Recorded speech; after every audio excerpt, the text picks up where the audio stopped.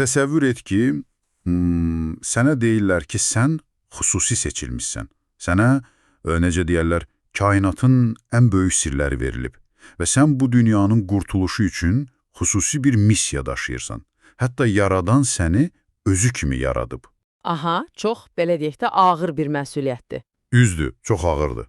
Amma dərhal ardınca sənə tam bir dəqiqliklə bildirirlər ki, bax, bu böyük missiyanın sonu uzaq Əlcəzairdə bitəcək.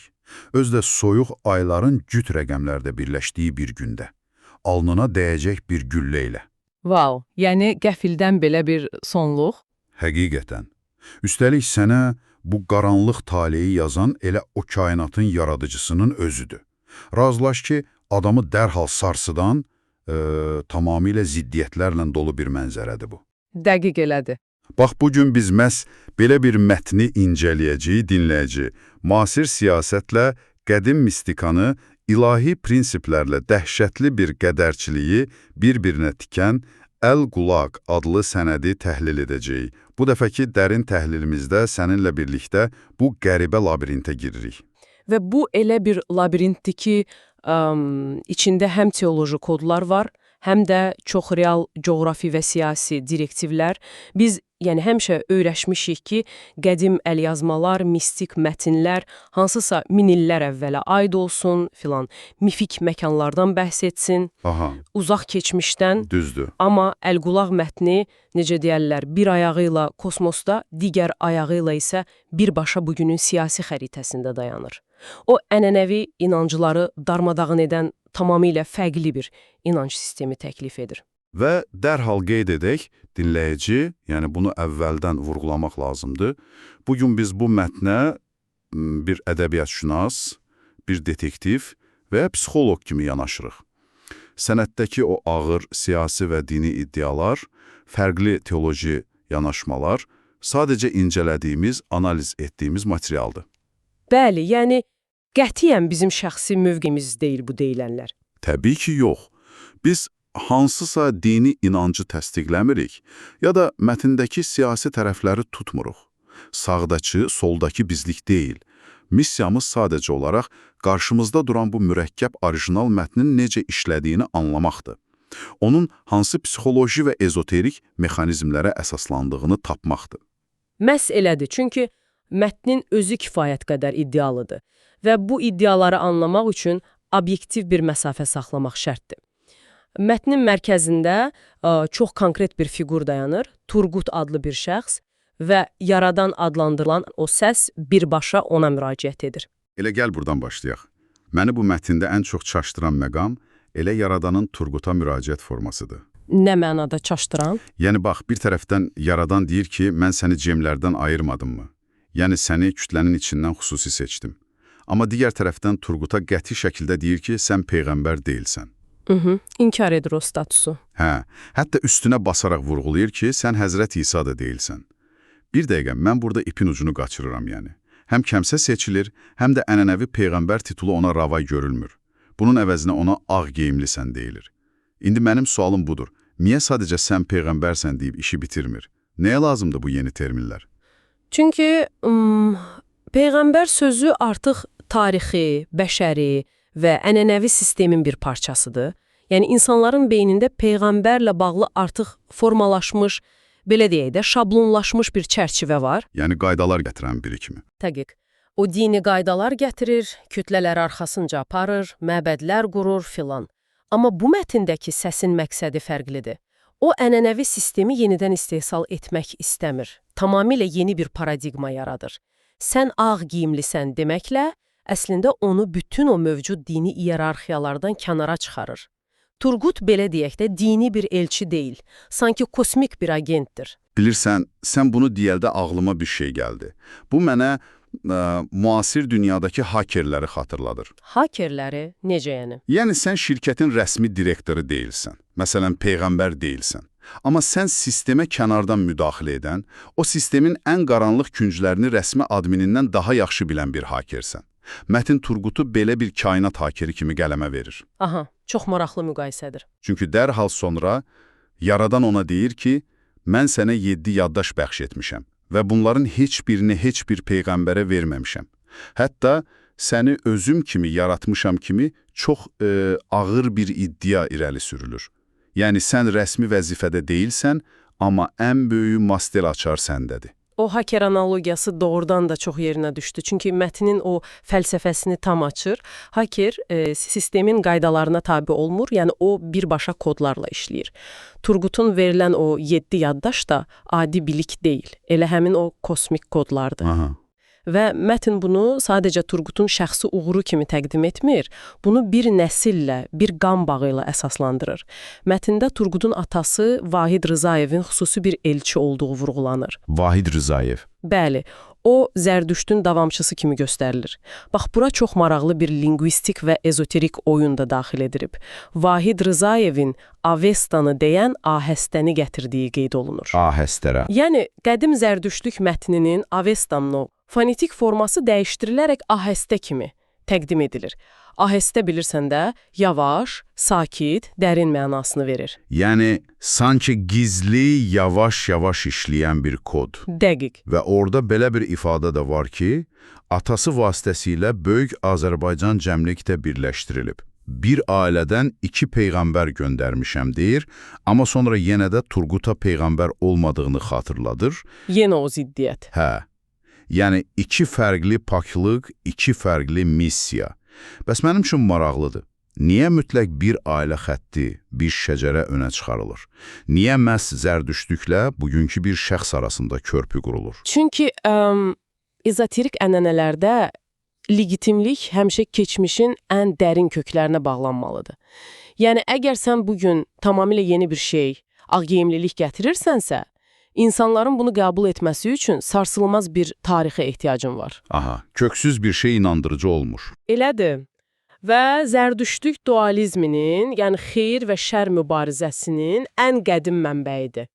Mətn Turqutu Zərdüştün varisinə bağlamaqla əslində dinləyiciyə deyir ki, bax, bu adam təsadüfən yaranmayıb. O, minilliklər əvvəl başlamış o böyük kosmik mübarizənin bugün yaşayan son halqasıdır. Bu, müasir bir insana mifik bir çəki vermək üçün istifadə olunan ən güclü psixoloji vasitədir. Aydındır. Yaxşı, əgər sən bu minilliklərin yükünü daşıyan bir, belə deyək də, kainat həkerisinsə, deməli sənin fəaliyyət meydanın da fərqli olmalıdır. Və bax, gəlirik mətnin məni ən çox təəccübləndirən hissəsinə. Bəlkə də ən real dünyəvi hissəsinə. Hansı hissə? Coğrafiya məsələsi. Bəli, bəli. Biz, yəni mifik mətnlərdə adətən abstrakt göylərdən, nə bilim, ruhi yüksəlişlərdən danışılmasını gözləyirik. Amma Əlqulaq mətni Turquta çox dəqiq, az qala GPS koordinatları kimi bir hərəkət marşrutu verir. Özdə bu xəritədə tam konkret yeri olan bir taliyə coğrafiyasıdır. Bəli, bu həqiqətən unikal bir yanaşmadır. Mistik olanla o fiziki olanın sintezi. Bax, yaradan Turquta ilk növbədə Ağrı dağının ətəyini getməyi tapşırır. Ağrı dağı çox ağır simvoldur. Düzdür. Ağrı dağı sadəcə bir dağ, bir qabartı deyil. O, bəşəriyyətin böhran anından qurtuluşunu, yəni Nuh tufanını simvolizə edir. Orada şəfəqi üfüqdə tapacağı bildirilir. Ardınca Nuhçıxana, yəni indiki Naxçıvana keçid etməli və baba vəzir oğlu Nuhu ziyarət etməlidir. Aha. Sonra isə Böyük Turana, işığa doğru hərəkət etmək kimi çox əzəmətli, çox kosmik bir təlimat verilir. Və dayanmır. Yəni işin qəribə tərəfi budur. Daha sonra Türkiyəyə qayıtmalı. Bitlisdə, Axlatda o Osmanlı məzarlarını ziyarət edib Sultan Süleymanı çağırmalıdır. Yəni bir anlıq düşünürsən ki, tamam, bu elə qədim padşahların, dağların, mifik tufanların hekayəsidir. Amma dərhal sonra bu qədimlik bugünün axşam xəbərlərinə çevrilir. Bax, həmin o kəsişmə nöqtəsi. Bəli, yaradan Turquta qəti tapşırıq verir. Türkiyəyə qaydanda heç bir siyasi partiyaya qoşulma. Və ancaq başqanım dediyi Rəcəb Tayyib Erdoğanın mətndəki o qəribə ifadə ilə desək, uzun boylu 4 barmağın yanında ol. Yəni, mən bunu oxuyanda açıq şok oldum. Çox təəccüblüdür, bilirəm. Yəni, niyə belə kosmik qüvvə 7 yaddaş olan birinə seçkilərdə və ya siyasi kulvarlarda tərəf tuturmuş kimi təlimat verir? Niyə Nuh Peyğəmbərlə Sultan Süleymanla tamamilə müasir dövrün siyasi lideri eyni mətndə, eyni tərazidə yer alır? Bu necə ola bilər? Sənin bu təəccübün çox təbiidir, çünki rasional ağıl həmişə siyasi olanla ilahi olanı ayırır, lakin din, siyasət və ümumiyyətlə psixologiya tarixini tədqiq etdikdə bunun səbəbi çox aydınlaşır. Tarixən böhran, dəyişim və ya belə deyək də, böyük xaos dövrlərində ortaya çıxan mətnlərdə biz bu tendensiyanı həmişə görürük. Xaos dövrlərində. Bəli. Real dünya qorxulu, mürəkkəb və xaotik olanda, İnsanlar bu xaosun arxasında ali bir planın olduğunu düşünmək istəyirlər. Mətin Ağrı dağı kimi bəşəriyyətin xilası və Sultan Süleyman kimi imperiya əzəməti simvollarını götürür və onları mövcud dövlət başçısına, yəni Ərdoğana bağlayır. Yəni demək istəyir ki, bugünkü siyasi proseslər sadəcə insanların qurduğu oyunlar deyil. Tam olaraq. Dinləyiciyə və ya bəlkə də elə Turqutun özünə aşılanan əsas fikir budur ki, bax bugün gördüyümüz, televiziyada izlədiyimiz o siyasi manevrlər əslində Nuhdan başlayan, Osmanlıdan keçən və bugünə çatan kosmik bir planın icrasıdır. Sən tərəf tutmursan, sən sadəcə kainatın qanununa tabe olursan. Vay! Yəni bu əslində müasir dünyada dünyəvi liderlərə necə ilahi bir legitimlik yükləndiyinin ən bariz, ən dəqiq nümunəsidir. Düzdür, psixoloji cəhətdən bu izləyicini rahatladır, çünki insana hər şey nəzarət altındadır, böyük plan işləyir, hissi verir. Çox maraqlıdır. Deməli, bu qarmaqarışıq coğrafiya əslində psixoloji bir ehtiyacdan doğur. Yaxşı, əgər bu real dünya, bu siyasi mənzərə bu qədər qəliz və qarışıqdırsa, görünür, bu dünyanı idarə edən qüvvə də elə ənənəvi təsəvvürlərdəki kimi buludların üzərindəki o qüsursuz, rahat tanrı ola bilməz. Qətiyyən. Və bu bizi çox fərqli bir yerə aparır. Hə. Və məncə bu bizim mətnin ən fərqli, ən radikal hissəsinə gətirib çıxarır. Mətnin təqdim etdiyi yaradan obrazı. Biz yəni həmişə bəsit şəkildə öyrəşmişik ki, yaradan hər şeyə qadirdir, mütləqdir, mütləq xeyirdir və şər onun ayaqları altındadır. Lakin Əl-Qulaq mətni elə birinci sətirlərdən bu ənənəvi teologiyanı alt-üst edir. Yaradan açıqca deyir ki, mən bu dünyanın Allaha deyiləm və mən olan Allah da tək deyiləm. Bax, bu ifadələr İslam, Xristianlıq və İudaizmin o monoteist, yəni mütləq tək Allahlı yanaşmasından tamamilə böyük bir qopuşdur. Yaradan özünü necə təsvir edir? O, böyük qaranlıqlara işıq salan olduğunu deyir, lakin dərhal da dəhşətli bir etiraf edir. O qaranlıq onlardan, yəni həm yaradandan, həm də onun gətirdiyi işıqdan daha böyükdür. İşıqdan daha böyükdür. Yəni işıq var, xeyr var, amma şər ondan daha geniş, daha böyük bir miqyası əhatə edir. Və bu böyüklük dərhal özünü tarixi faktlarda o qaçılmaz reallıqda göstərir. Yaradan mətnin irəliləyən hissələrində keçmiş elçiləri ilə bağlı danışır. O deyir ki, İsa, Məhəmməd, elə az əvvəl adını çəkdiyimiz Zərduşt və Nəsimiyyə onların ölüm anında sahib çıxa bilmədim. Çox ağır bir etirafdır. Bəli. Onların hər biri can verərkən məcbuli şiddət altındaydılar, deyir. Bax, məsələn, Nəsimini xatırlayaq. Tarixən bilirik ki, dərisi soyularaq dəhşətli işgəncə ilə öldürülüb. İndi mətnin iddia etdiyi yaradan dönüb deyir ki, mən onları qoruya bilmədim. Aha. Mən bunu oxuyanda beynimdə belə bir mənzərə yarandı. Bu sanki çox uzaqlarda, böyük bir qərargahda oturub əmrlər verən, xəritada marşrutlar çəkən, amma eyni zamanda döyüş meydanında öz ən sadiq əskərlərini mərmilərdən, düşmən gülləsindən qoruya bilməyəcəyini, əskərinin üzünə qarşı açıqca etiraf edən bir generala bənzəyir. General analogiyası. Hə, çox kövrək, bəzən öz qanunları qarşısında belə çarəsiz görünən bir obrazdır. Bu bizə nə demək istəyir? Niyə kimsə belə gücsüz bir tanrıya inansın ki? Sənin o general analogiyası vizual olaraq doğrudan da çox cəlbedicidir, amma mən fəlsəfi baxımdan onunla tam razılaşa bilmirəm. Niyə? Harası səhvdir bu general məsələsinin? Məsələ generalın zəifliyi və ya gücsüzlüyü deyil. Sən burada mütləq bir iyerarxiya axtarırsan, yəni kimsə ən güclü olmalıdır deyə düşünürsən. Amma mətn bizə başqa bir kainat strukturu verir. Bilirsən də, fəlsəfədə və dində həmişə o məşhur teodisiya sualı verilir. Yəni, əgər Tanrı tam yaxşıdırsa və hər şeyə qadirdirsə, niyə dünyada şər, zülm, uşaq ölümləri var? Düzdür, bu ən klassik sualdır. Ənənəvi dinlər bunu imtahanla, insanın günahı ilə izah etməyə çalışır. Amma Əl-Qulaq mətnindəki bu yaradan tam fərqli bir cavab verir. O deyir ki, mən hər şeyə qadir deyiləm, çünki bu qaranlıq mənim yaratdığım bir şey deyil. Bu məndən də böyükdür. Və burada biz bayaq qeyd etdiyimiz o zərdüştlü elementinə yenidən qaydırıq. Əsl mənada dualizm, yəni iki böyük qüvvənin, xeyir və şərrin bir-birinə tən şəkildə mövcudluğu. Belə bir yaradana inanmaq əslində insana paradoksal olaraq bir təskinlik verir. Dinləyici və ya Turqut başa düşür ki, onun bu dünyada çəkdiyi əzablar onun şəxsi günahının cəzası deyil. Bu sadəcə olaraq kainatın strukturu, işıqla qaranlığın sonsuz toqquşmasının qaçılmaz nəticəsidir. Yəni sən əgər işıq cəbhəsindəsənsə, mərmi sənə dəyəcək və sən qanayan yarana görə komandiri günahlandıra bilməzsən. Çünki müharibənin təbiəti budur. Bax, tam olaraq elədir. Anladım. Və bax, bu toqquşma bizim mətndəki ən sarsıdıcı, ən mistik konsepsiyalardan birinə gətirir. Yaradan Turquta müraciət edir, onu özü kimi yaratdığını deyir, amma dərhal əlavə edir. Səndə şeytan tükü var, Turqut. Özü də bunu dəfələrlə təkrar edir. Ən maraqlı hissələrdən biridir o. Yəni, əgər Turqut ağ geyimlidirsə, işığı təmsil edirsə, niyə onda şeytan tükü var? Yaradan bunu belə izah edir. Mən öz kürsümə əyləşəndə heç kimi görmürəm. O cümləni mən, belə deyək də, belə anladım ki, yaradan ancaq təmiz işıqdır. Ona görə o, kənardan baxanda hər kəsdə, hətta ən seçilmiş bəndəsində belə mütləq bir qaranlıq bir kölgə görür. Dəqiq. Sən bayaq Turqutu hakerə bənzətdin. İndi bax, haker olmaq üçün sən sistemin o qaranlıq tərəflərini, virusları da bilməlisən, elə deyilmi? Təbii ki. Şeytan tükü konsepsiyası da elə budur. İnsan hətta ən yüksək mərtəbəyə çatmış o seçilmiş fərd belə maddi dünyaya aiddir və bu ikili təbiətə məhkumdur.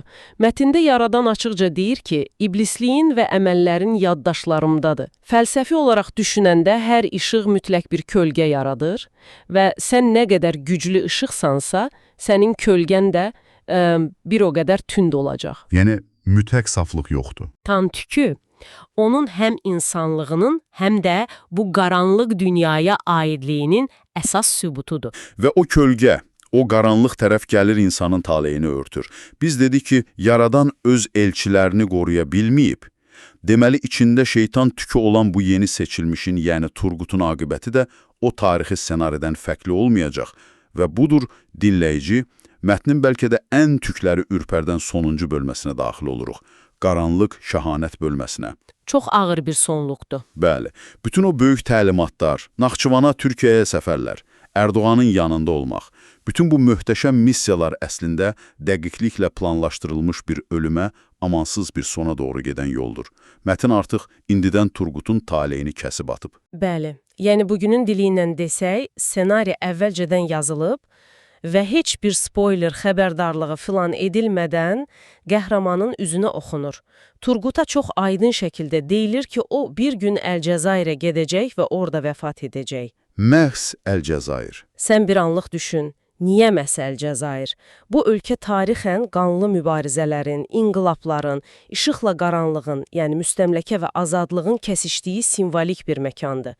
Amma ondan da daha dəhşətlisi ölümün o zamanlamasıdır. Bugün tarix kimi deyil, az qala qədim bir tapmaca, mistik bir kod kimi verilir.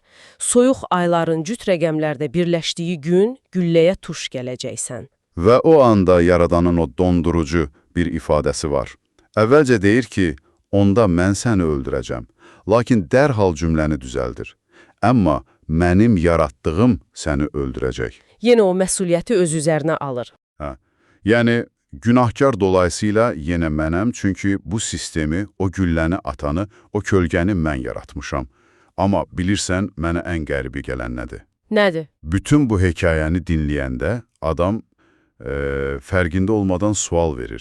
Niyə sən bu qədər əziyyət çəkib bir adamı cəmlərdən ayırırsan, ona özüm kimi yaratmışam deyib master açarları verirsən, amma sonda günün birində uzaq Əlcəzairdə onu öldürəcəyini dəqiqliklə bəyan edirsən. Yəni, bu insan psixologiyasını sındıran bir məqamdır. Niyə bu qədər əzəmət, belə bədbin, belə qasılmaz bir sonla bitməlidir ki? Çünki biz burada sadəcə bir dinlə deyil, bayaq qeyd etdiyimiz kimi faciəvi determinizmlə üz-üzəyik. Qədim Yunan faciələrində olduğu kimi taledən qaçış yoxdur. Yəni yazılan pozulmur. Dəqiq. Əgər sən bu mətnin qurduğu o məntiqə inanırsansa, bilməlisən ki, qaranlıq hələ də işıqdan böyükdür. Deməli, işığın nümayəndəsinin o qaranlıq tərəfindən udulması mütləq bir fizika qanunudur. Bax, burada mətndəki ən kəskin vizual simvollardan biri işə düşür. Xatırlayırsansa, mətnin əvvəlində ona xüsusi olaraq ağ geyimli deyilirdi. Bəli, hətta bayaq dedik ki, bu onun peyğəmbərlərdən fərqli yeni bir paradigma olduğunu göstərirdi. Düzdür. Amma sonluğa doğru, yəni o ölüm kəhanəti verildikdən sonra yaradan ona tam əksin əmr edir. Turqut, qara giyin həmişə, qara giyin həmişə, mən səni şəfəqə çatdıracağam. Ağdan qaraya keçid. Bir dəqiqə, niyə məhz qara? Yəni bu məğlubiyyətdir. Bu qara rəng içindəki o şeytan tükünü, dünyanın o böyük qaranlığını qəbul etməkdir.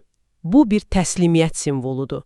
Yəni sən yalnız qaranlığı geyinib, o mütləq sonu qəbul etdikdən sonra, o gülləyə tuş gəldikdən sonra əsl işığa, yəni şəfəqə çata bilərsən. Vau, çox dərindir.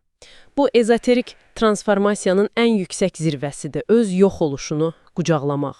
Və yeri gəlmişkən, mətndə bu kəhamətin son dərəcə müasir bir tarixdə rəsmiləşdirildiyi qeyd olunur. 2024-cü ilin dekabrında Akes adlı birinə diktə edildiyi göstərilir. Yəni, biz hansısa 1000 il əvvəlin rəvayətini deyil, tam bu günlərimizdə yazılmış, hələ tarixi çatmamış bir ssenarini oxuyuruq əslində. İnanılmazdır. Bütün bu ziddiyyətlər müasirliyi ilə qədimliyin toqquşması adamın içindəki o fəlsəfi sualları yenidən qaynadır. Gəl bugün danışdıqlarımızı qısaca bir xülasə edək. Aha. Biz bugün səninlə birlikdə Ağrı dağının o mifik zirvələrindən tutmuş, müasir siyasi kabinetlərə qədər uzanan, oradan keçib, keçmişin istirab çəkən elçiləri ilə empatiya quran fərqli bir yaradan anlayışına daxil olduq. Və ən nəhayətində bütün bu təlimatların uzaq Əlcəzairdəki o qaçılmaz bir ölüm kəhanətinə necə bağlandığını gördük. Əl-Qulaq mətni həqiqətən də müasir dövrün ən qəribə, ən çox qatlı kodlaşdırılmış sənətlərindən biridir. Təbii. Yəni, o qədər fərqli elementləri bir yerə yığıb ki... Elədir. Biz həmişə düşünürük ki, informasiya əsrində yaşayırıq, rasionallıq, hər şeyi elm və statistika ilə həll edirik, amma bax, bu mətin sübut edir ki, insan şuuru miflərə, o ezoterik izahlara və qeyri-adi kosmik nizam axtarışına nə qədər açdır. Biz xaosun içində boğulmamaq üçün siyasəti belə ilahi libaslara bürüməyə çalışırıq sanki. Tam razılaşıram. Yəni, bu cür mətinlərin gücü onların nə qədər həqiqi olmasında deyil, insan psixologiyasındakı o boşluqları, yəni xaosdan qorxu, nizam axtarışı, ölümün qaçılmazlığı ilə barışmaq istəyinin necə dəqiq doldurmasındadır. Beləliklə, dinləyici, sənə söz verdiyimiz kimi bu qaranlıq və ziddiyyətli labirintin sonuna gəldik və səninlə sağollaşmazdan əvvəl düşünməyin üçün açıq, bəlkə də biraz səni narahat edəcək bir sual buraxmaq istəyirəm. Bax, bu mətin cəmi bir neçə ay əvvəl, 2024-cü ilin sonlarında rəsmiləşdirilib. İndi bir anlıq fərz et. Gələcəkdə bir gün doğrudan da bu sənətdəki kodlar, məsələn, elə Əlcəzairdəki o soyuq ayların cüt rəqəmlərdə birləşdiyi xüsusi gün, hansısa real tarixi hadisə ilə tamamilə üst-üstə düşərsə, biz o zaman nə hiss edəcəyik? Çox qorxuducu bir ehtimaldır. Hə, azad iradəmizin sadəcə bir illüziya olduğunu düşünəcəyik, yoxsa reallığın özünün ən böyük bir mif olduğunu. Bəlkə də məsələ heç uzaq gələcəkdə Əlcəzairdə deyil. Bəlkə də mətndə iddia edildiyi kimi, hər birimizin, sənin, mənim, hamımızın içində qaranlığa, o böyük uçurma meyilli bir şeytan tükü gizlənib və biz sadəcə o qara paltarı geyinəcəyimiz günü gözləyirik. Həqiqətən dərin bir fikirdir. Bax, bu dərin fikirlərlə də bugünkü araşdırmamızı yekunlaşdırırıq, növbəti dərin təhlilimizdə daha fərqli mətnlərdə, fərqli fikirlərdə görüşənədək. Hələlik.